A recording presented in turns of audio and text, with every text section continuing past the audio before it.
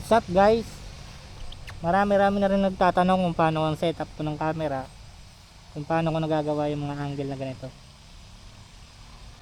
At dahil wala pa tayong 360, papakita ko sa inyo yung mga ginagamit ko.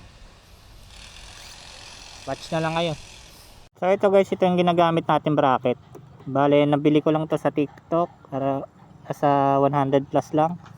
Tapos ito yung camera natin, Osmo Action 5 Pro. Bale, nililipat-lipat ko lang natin to dito sa ano. Minsan nasa helmet to. Ito, nililipat natin kung saan pwede. Pwede dito. Dito. Saan ko pa ba nilagay yung isang ano ko? Angle. Pwede rin dito.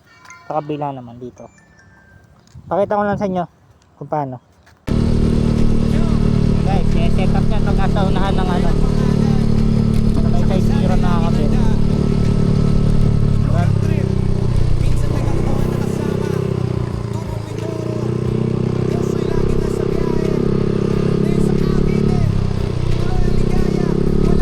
Guys, dito naman sa babaw.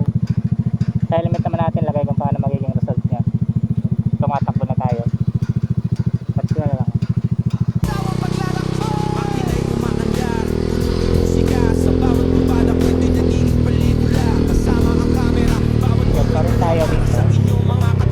Same location lang tayo, nakakaya kasi.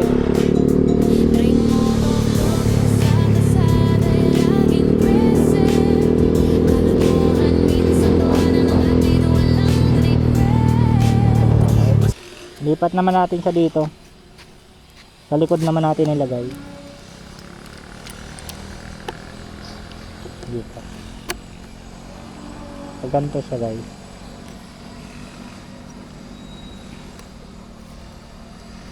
Clip lang natin dito para ma-secure natin yung safety na hindi malalaglag yung camera. Okay. Pag nalock, switch lang natin dito. Then lagay natin. Ayan siya guys, pagkatak. Medyo angat natin. Nice.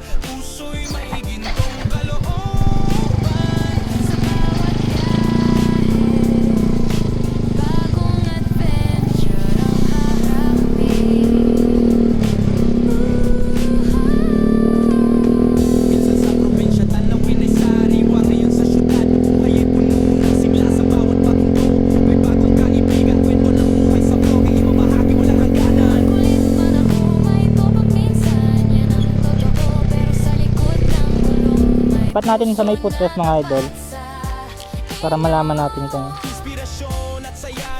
pwede pa ba natin gawin yung mga ginawa natin dito ng nakaraan. Kapag dito nakalagay, ganito nyo lang sa ikot.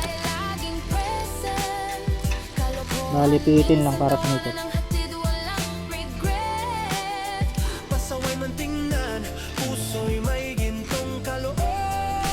Wala pa kasi tayong 360 kaya ito muna pinagtataga natin.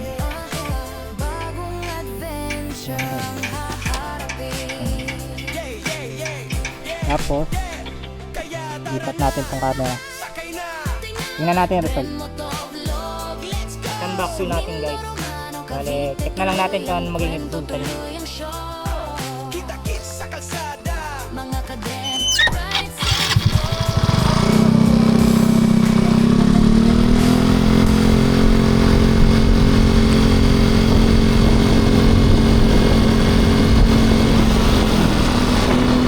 So yun guys, may natutunan kayo. Ito lang yung gamit kong bracket, tapos yung camera natin.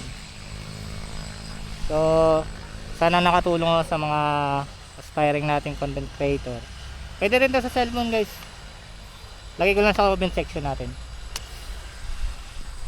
Bye bye guys. Thank you sa panonood.